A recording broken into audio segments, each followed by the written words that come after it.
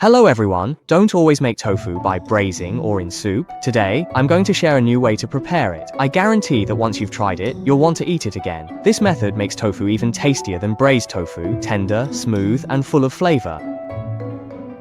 First, take a block of silken tofu and slice it horizontally into thick pieces. Then cut it into strips about 2 centimeters wide. Finally, cut the strips into small cubes. Once cut, place them on a plate for later use. Prepare a handful of white shimeji mushrooms and cut them into sections. After cutting, place them on a plate for later use. Take a handful of scallions and cut them into sections. After cutting, place them on a plate for later use. Slice 3 chili peppers into rings. Crush a few cloves of garlic and mince them. Crush 10 grams of ginger and mince it as well. Bring water to a boil in a pot, then blanch the tofu. Add a spoonful of salt to enhance the base flavor. Blanching the tofu helps remove the beany taste, makes the tofu smoother and more tender, and also prevents it from breaking apart easily. Blanch for about 1 minute. Alright, drain the tofu to remove excess water. Add a little oil to the pan. Once the oil is hot, add the ginger, garlic, and chili peppers. Stir fry over low heat until fragrant and spicy. Add a spoonful of doubanjiang, fermented bean paste. Stir fry until fragrant and until the red oil comes out. Then add half a bowl of water.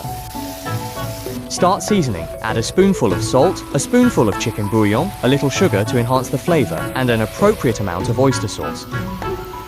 Add a spoonful of light soy sauce. Stir everything evenly with a spatula.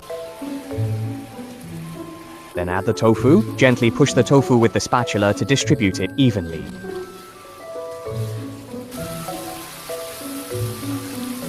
Cover with a lid and cook for 8 minutes. Let the tofu cook through and absorb the flavors.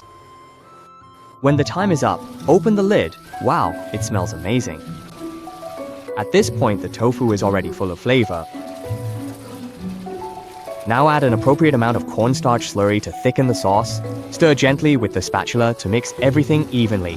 Everyone remember, add the cornstarch slurry in 3 separate additions. This way, the sauce will cling tightly to the tofu, making it even more flavorful and delicious.